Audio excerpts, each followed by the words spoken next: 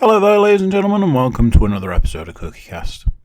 Today on CookieCast, it's the football podcast, and today you can't see the forest. I'm not just reiterating the name. I'm saying we are a host down, and we are pleading for any information that people might have on the whereabouts of said host. Other than that, we got information from the last week of football. And we've got predictions aplenty coming your way for the upcoming games for Boxing Day and the week after. So there. So here we go. This is CookieCast. You can't see the forest for the Tees.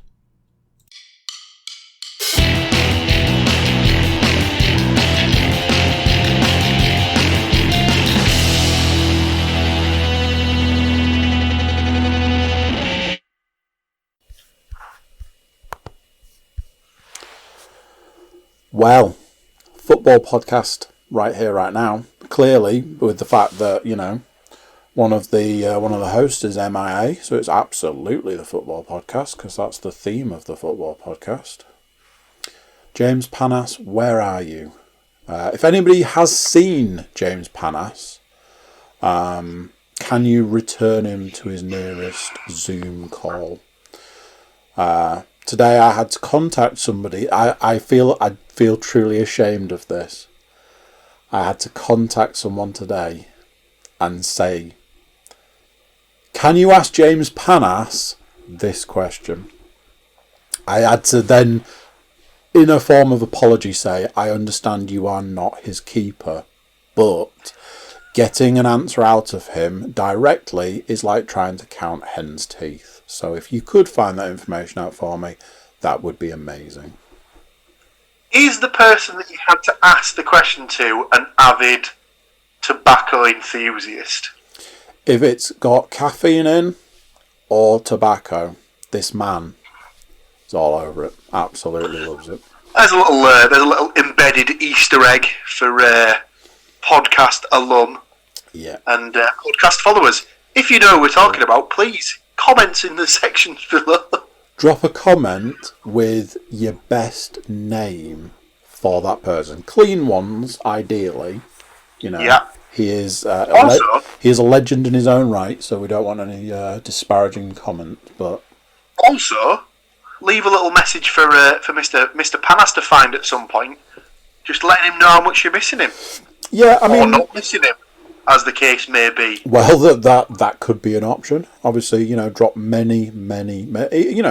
If you want to take, we're at the Christmas break now. A lot of people have finished work. I know a lot of people who are finished find themselves with, the odd 2 or 3 hours spare. Just drop multiple comments on either the YouTube video, or I'm pretty sure SoundCloud accepts comments, and just even if you want to put like where, enter, are, enter, you, do it that way. Be a bit of a fun little game. Yes, wherever you are, James Panas, I hope you're having a wonderful time. Not predicting football games. Mr. Williams, it falls to you to let the people know what the podcast is that they are either watching or listening, and we do that in the form of... Well, if I hold up the back of my phone, that's a little clue for an American mobile phone company. Yeah, do you know what? It's just dawned on me. On Sunday evening, so to date this podcast slightly. In fact, I'll knock it out quick. Welcome along to you can't see another exciting instalment.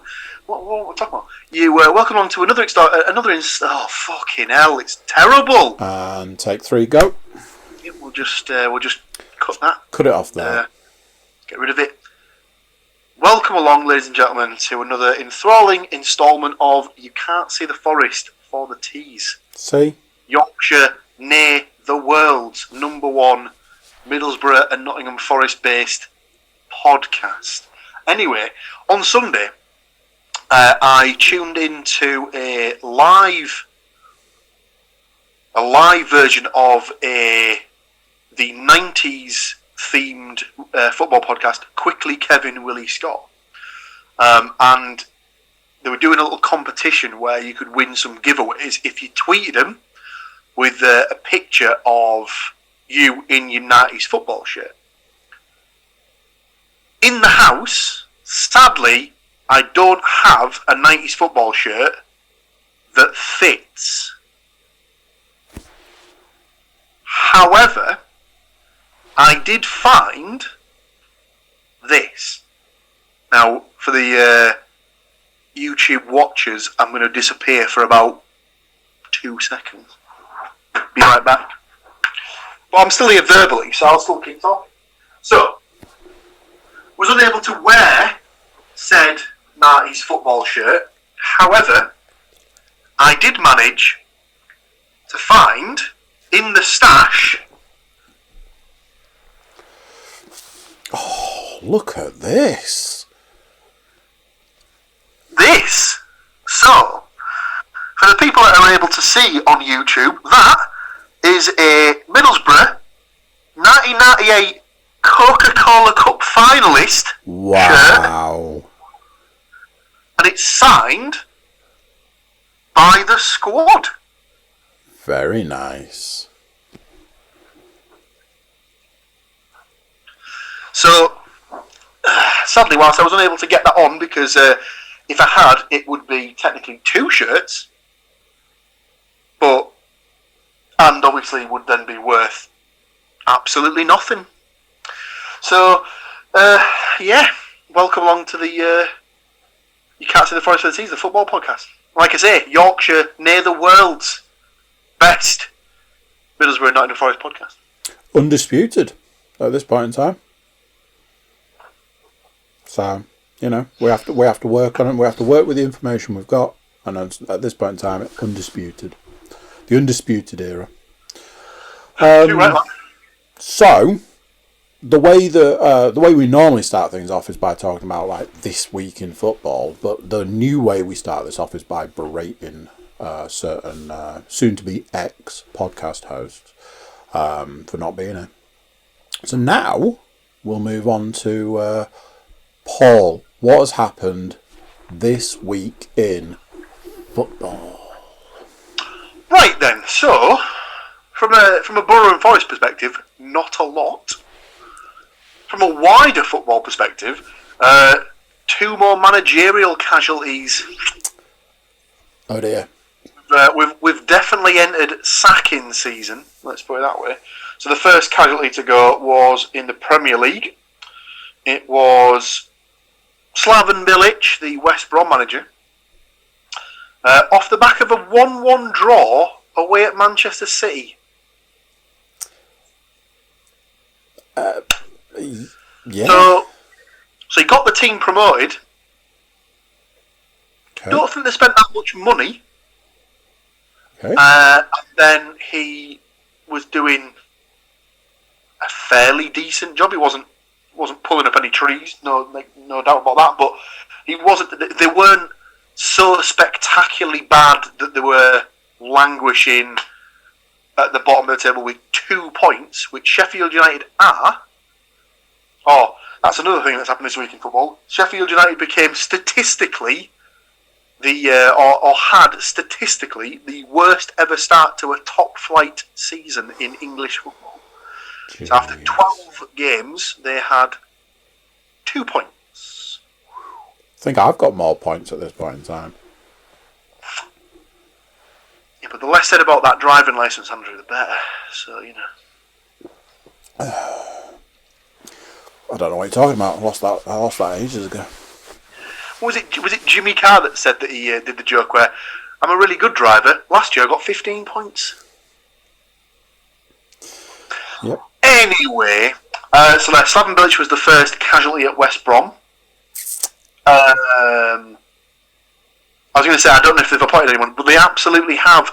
They've gone for what they believe to be Premier League survival over any sort of style or substance, as they have brought in Sam Allardyce. Basically the firefighter equivalent of the Premier League, I suppose. So, yeah, teams that are struggling generally tend to bring him in, get him to steady the ship, and hopefully save him from relegation, because I don't think he's ever been relegated as a manager. So, he is over 60, though, so he's getting on a bit. Been out of it for a while, hasn't he? He has been. I think I'm trying to think if his last gig was the England manager's position. And if that's the case, he got sacked from that in 2016 or 2017. 17? Let's have a little look. Why don't we? Sam Allardyce. No,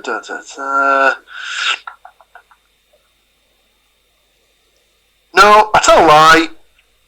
He lost the England job in 2016, yes, but he then went on to manage Crystal Palace, and of course he was Everton manager between 2017 and 2018.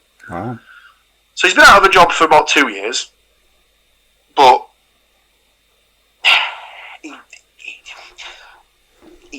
it is what it is, I suppose. He is just that guy. He's the guy who comes in when a team's, for want of a better phrase, up shit creek, and he rights the ship and then pushes them on from there. But let's see what happens.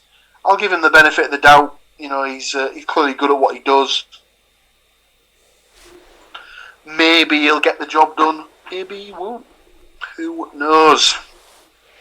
The second managerial change, which won't come as a surprise to any Championship followers out there, was that Watford sacked their manager, who they had appointed at the start of the season. Not a great run there, then. So he was given 20 games. Wasn't doing particularly badly. He was in the top 6, which is arguably where Watford should be at this point in the season. They're only 6-7 points off top spot. Let's have a look. Watford, 5th in the league, 34 points from 20 games. Fair enough, they're 9 points behind Norwich, but could be worse. Absolutely. They're a very trigger-happy board, let's put it that way.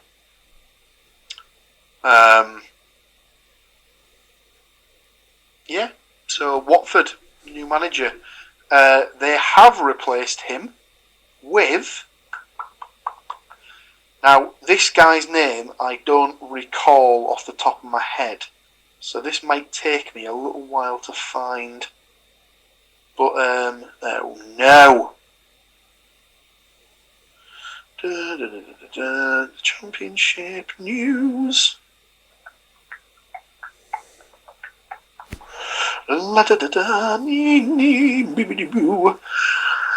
appoint Cisco Munoz as new head coach.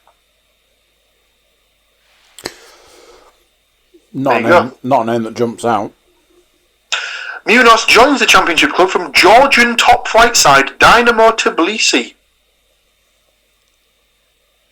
Okay. Yeah, because they're pulling up trees across the European footballing landscape. That could literally be the first time I've heard. I'll give them the benefit of the doubt. It seems to have worked for them in the past, because when they were in the Premier League, they were chopping and changing manager every 6 months or so, and they stayed in the Premier League for a while, for like 4 or 5 seasons. So, in the long term, it worked for them. So, well, let's say in the long term. In the short term, it worked for them. So, fair play to them. If they've had results with it in the past, who knows? But for me, you can't appoint a guy at the start of the season and give him 20 games, especially in the sort of like in the current climate we're in, with all the sort of restrictions on movement and things like that. It's not really it's not a usual time, is it? So, but there you go. That's the main week's happenings in football, really. Interesting. Well, we move swiftly on to the book, and only 2 games I kept saying it over and over. Only 2 games. A very short week. Short week indeed. Obviously, we make up for that by moving into the Christmas week, and we're straight back to 4 games. One of those games, I was reliably informed by one of the hosts of this podcast, was potentially going to be postponed. But at time of recording, it is still listed as being played. Yes, at time of recording, circa December 22nd, the game on Boxing Day between Middlesbrough and Rotherham United is scheduled to take place. Indeedy do. Whether it will, I'm still sceptical because there was a COVID outbreak at Rotherham. Indeedy. But that's skipping ahead, and we're not there yet. It is Andrew, I do apologise. What we need to talk about is some amazing football and whether some of us managed to predict correctly what that amazing football would look like. Speaking of amazing football, first game of the week, I opened up the football fixtures page, went to the point in time that I needed, and I was like, what? Birmingham City versus Middlesbrough. What was the score in that game, Paul?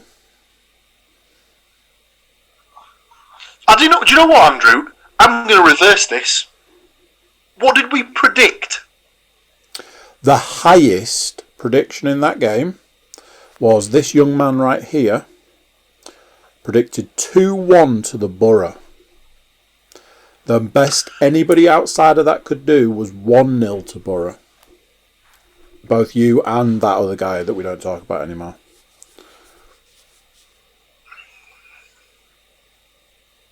So, of those 3 predictions, both me and James Panas were both incorrect straight away as Birmingham City took the lead. Mm.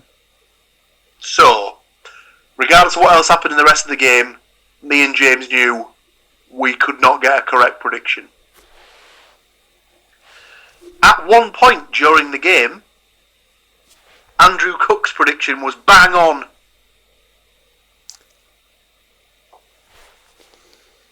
However, the game did not finish. It wasn't to be. 2-1 No, to Middlesbrough. it did not. The game finished. Now, do not adjust your Android or Apple devices. You are hearing this correct. Birmingham City 1, Middlesbrough 4. Not 1, not 2, not 3, but 4 goals. 4 goals. 4 goals in one game. Middlesbrough FC scored 4 goals in one game. This is unheard of. If we'd have taken the time, we could have worked out how many goals Middlesbrough scored in that one game, more than Forest in the last few games. To be fair, Forest have got a little bit towards... They've made a move towards back to form by actually scoring goals, but there was a point. Wasn't there a point where they'd had an absolute run of no goals? So, Middlesbrough in one game... It might have... I'd have to look back through the records, because I'm pretty sure they might have had that sort of similar run, because there was a run where Borough didn't score for 3 games. So, straight off the bat, the week before... It can happen to the best of them. The week before, Forest didn't score. Week before that, they did. So, can't have been at that point. But I'm sure there was a conversation about Forest not scoring for X amount of time. Well, yeah, they certainly had a run. They certainly had a run where they were struggling to hit the back of the net. So, but like I say, Borough had a run of 3 games where they didn't score. There was a couple of seasons. There was like a run a couple of seasons ago for Borough where I don't think they scored in like 9 games or something like that. It was diabolical. Absolutely appalling. But anyway, we're getting a little bit off track here, Andrew. A little bit. I'll give it some goal scorers. So, for Birmingham, I do not believe you had Maxime Collan. I did not. I had Hulk Hogan.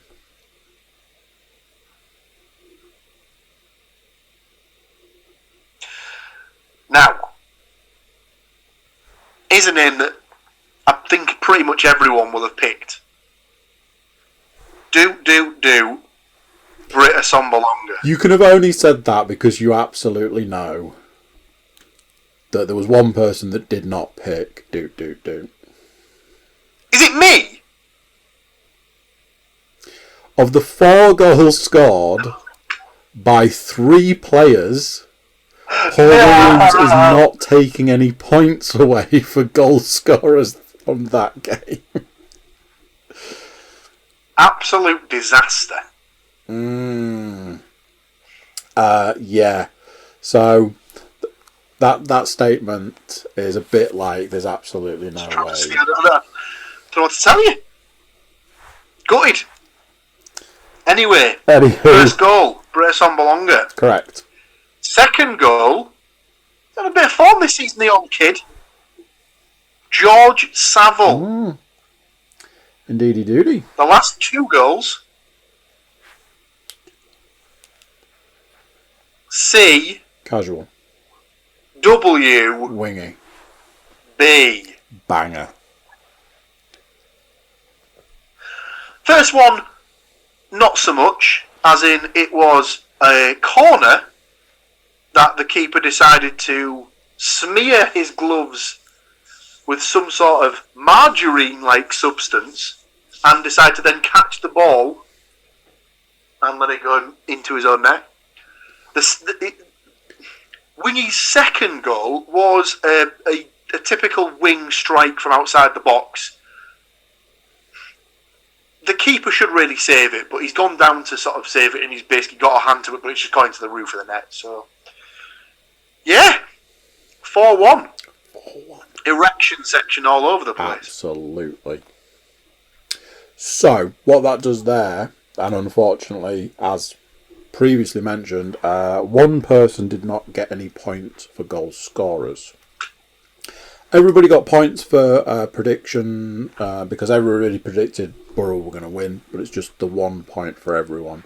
James Panas, absent, but his predictions were not. So he predicted 1-0 to the Borough and Britt to score. So that's 2 points for him. I also picked Britt to score and I picked Borough to win. So that's 2 points for me. Moving swiftly on to Millwall versus Nottingham Forest.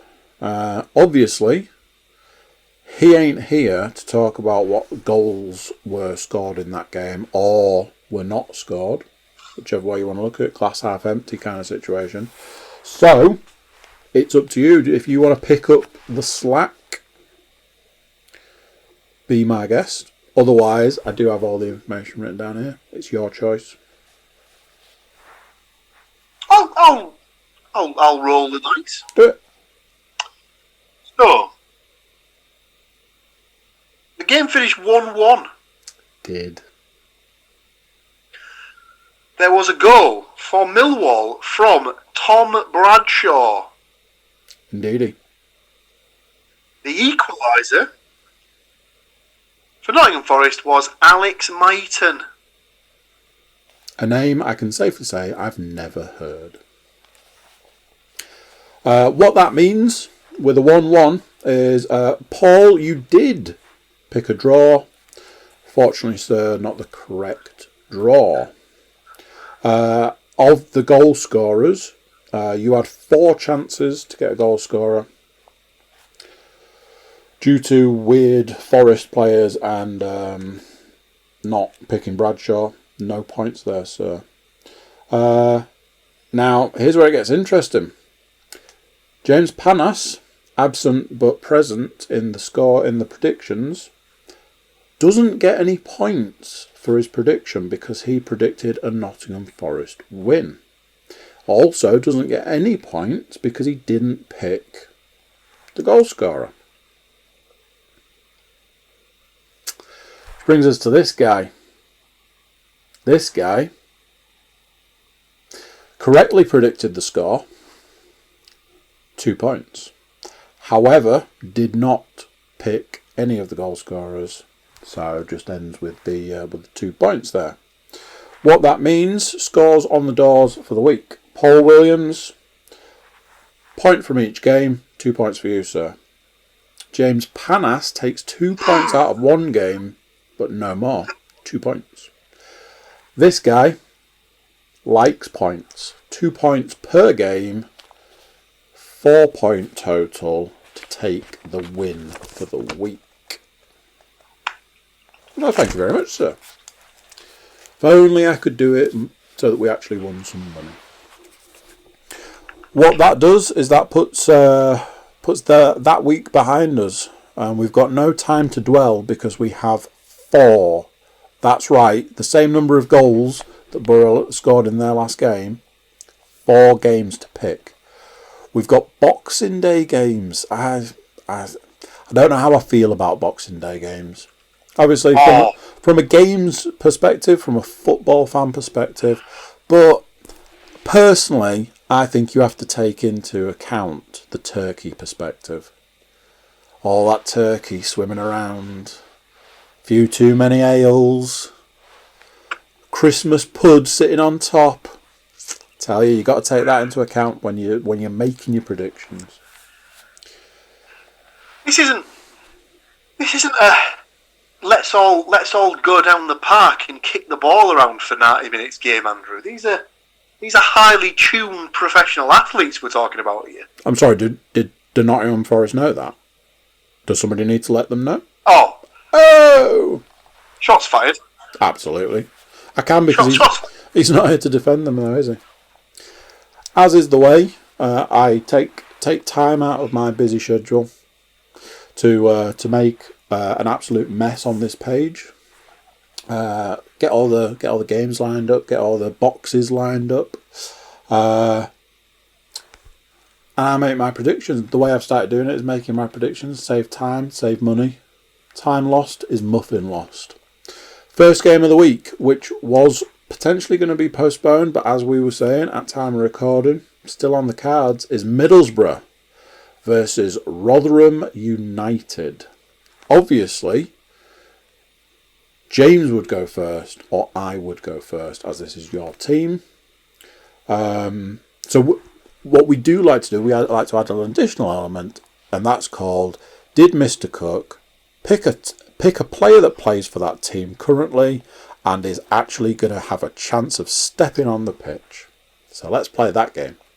I've gone with a 2-0 to the Borough. Feel it's only fair to get absolutely all over Britt Sombalonga. And seeing as he's had a little bit of time putting balls in the back of the net, wing.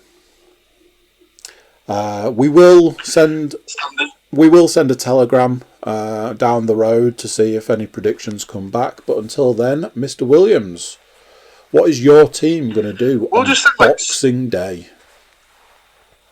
We'll send him some smoke signals or something like that. He'll get it. He'll get it that way.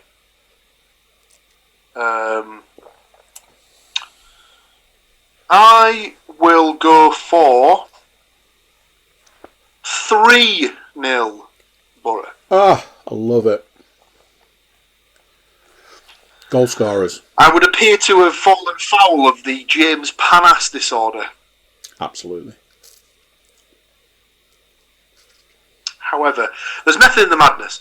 So obviously, if the game does go ahead, you'd imagine that some of the Rotherham players won't be playing if there's been this COVID outbreak. Yeah. So that puts them at reduced numbers, reduced strength. Mm-hmm. And I will say there will be goals for Akpom, Chubba, Watmore,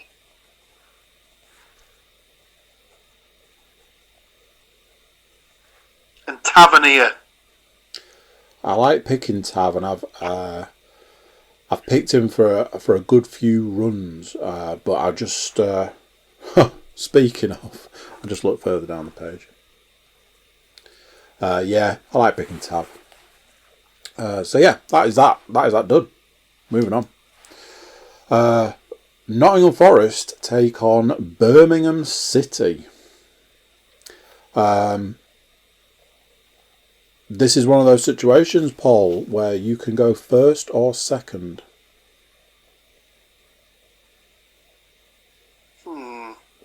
I'll go first, and then it doesn't look like I've let your pick influence me. So it's Forest getting Borough's sloppy seconds and taking on Birmingham, who are going to be obviously rattled. And interesting point, this will be back-to-back games where Aitor Karanka is playing against a former employee. So he was previously the manager of Middlesbrough. He was also previously the manager of Nottingham Forest. So this is... I wouldn't have imagined that he'd want to lose the Borough game on Saturday. Can't imagine that he'll want to lose back-to-back games against former employers. So I will go for a 1-1 draw. Yeah? Will you? Does that sound familiar to you? Sounds a little familiar. I'm just looking on the page here. Sounds quite familiar to me. Let's see if you can pick some goal scorers. I will go for Amiobi.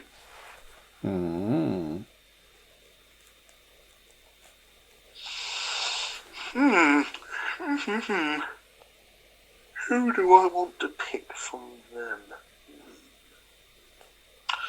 Just having a quick look at the Birmingham team. The game against Borough. I'll have a little slice of Bella. Jeremy Bella. Okay. Well, as I said, that prediction looks quite familiar to me, and that's the reason. The reason being is that I've gone for the same score, different goal scorers. So, I've gone with Graben, because I'm working on the principle he needs to be getting some goals some point soon. So, often a safe bet in it. And I'm reusing my previous pick. I am absolutely going with Hollywood Hulk Hogan. Again, that's that wrapped up. And that's Boxing Day done. Turkey sandwiches. Oh, no, it isn't. It isn't. Talk to me about money. Well, you have selected a 2-0 Middlesbrough victory at 13-2 and a 1-1 draw at 5-1, which gives you a double of 44-1.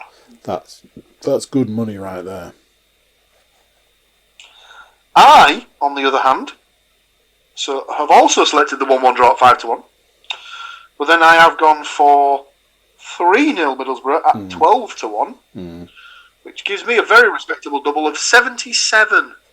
I mean, even that's not crazy money, is it? It's not, Andrew. You're absolutely right. So, we've talked about Middlesbrough. We've talked about Nottingham Forest. Comes back round again, doesn't it? So now we've got Sheffield Wednesday versus Middlesbrough. Now, here's a point in time where I have reused my selection from the previous Middlesbrough game. I've gone with a 2-0 again. Different goal scorers this time. As I was saying, do like to pick Tavernier now and then, which I've done this time round. And I've gone with Chuba to score the other one. Mr. Williams, talk to me about this game. So, another game where they'll come into contact with a former manager of the club. As we discussed in a podcast a week or so back, Sheffield Wednesday have now employed the services of one a Mr. Tony Pulis Tony. as their latest manager. Mm. I've got a really weird feeling about this game. Yeah. I don't think Wednesday have won yet under him. And in the last couple of seasons, Borough have not played well against Sheffield Wednesday. For one reason or another. I am going to go for 1-1. I understand your reasoning on that one. It's a bit of a weird one. Goal scorers. For them, I'll go for Lees. Tom Lees. Mm-hmm.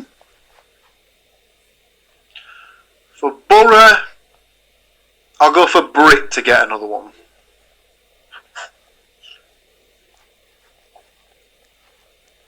Okay. And finally, I've just looked at what I've predicted for this game. I'm like, what, really? Finally, Stoke City take on Nottingham Forest. Apparently, I've gone with a Forest 1-0 win. And now, at this point in time, I have absolutely no idea why I would do that. Again, I'm working on the principle if Grabham doesn't get a goal in the other game, he's absolutely getting a goal in this game. So, 1-0, Grabham to score. You have got much more faith in them than I do. This is the thing, though. I'm looking at it now going, have I written it the wrong way around? But then I looked at the goal score. I was like, no, I've put a Forest player down. Absolutely baffling. So I don't know what's happened there, but anyway. Go on. Yeah, I'd like you to put me down for a 2-0 Stoke win, please. Yeah, that feels more like. I don't know what's happened, but I'm a man who sticks by. I don't know. So, 2 Stoke players, or 1 if you. Fletcher.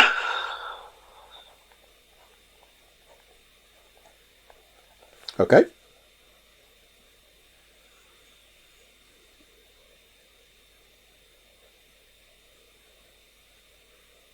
Campbell. I don't know if he's fit because he hasn't played. But I know he's been picked previously, but obviously. Playing midweek. When was the Stoke game? I almost feel like I picked him. No, you picked him last time. Yeah, He's not been in the squad. I mean, I might have done myself out of some points here, or potential points anyway. Tyrese Campbell.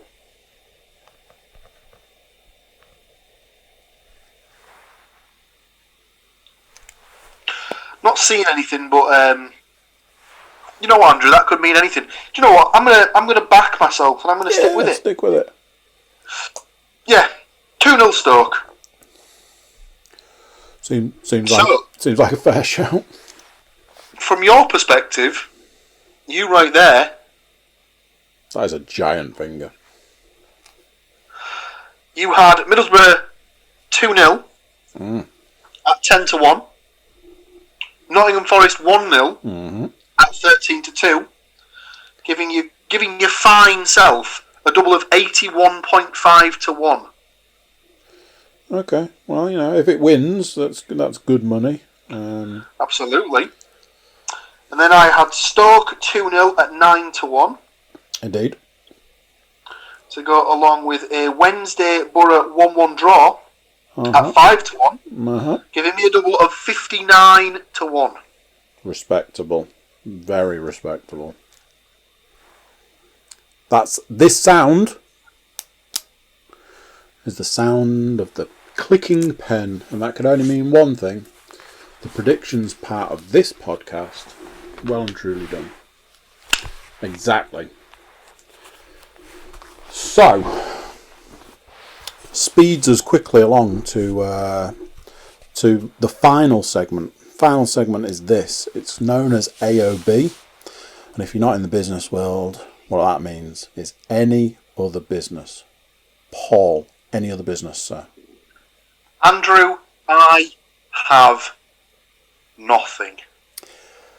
Normally, I would also be in the same camp. Normally. But, as previously mentioned, at time of recording, we are mere days away. So at this point, I'd like to take the opportunity to wish everybody listening and or watching a very Merry Christmas. We, in theory, will be back before the New Year because there are predictions of games that happen before New Year. We might be able to squeeze one in or squeeze one out, depending which way you look at it. But yes, at this point in time, I'll take the opportunity to wish you all a Merry Christmas. And I'll hold off wishing you a Happy New Year because you never know, we might be back before then. But if you've got nothing else, Mr. Williams, I will thank you very much for joining me. Yeah, no, nothing from me, just to echo that sentiment. Merry Christmas to all, or Happy Holidays if you're not a Christmas follower or celebrator. Yep. Happy Holidays, Happy Kwanzaa, Happy Hanukkah. Hanukkah. I think Hanukkah's already finished this year, but yeah, happy festive period to all, and thanks for listening, thanks for viewing. Thank you very much. Bye. So there we go. What do you think to that? Another one done. Another week gone. Another week closer to the end of the year in this case. So yeah. As we've said, if you do see James Panas in your travels, do send him to his nearest Zoom meeting. YouTube watchers, do subscribe if you haven't already. It's a big help to us as a channel, and it's a big help to you in the long run because it means we can bring bigger and better content your way. We've also got SoundCloud and iTunes where you can follow along there, and everybody needs to get themselves over to thecookiecast.com.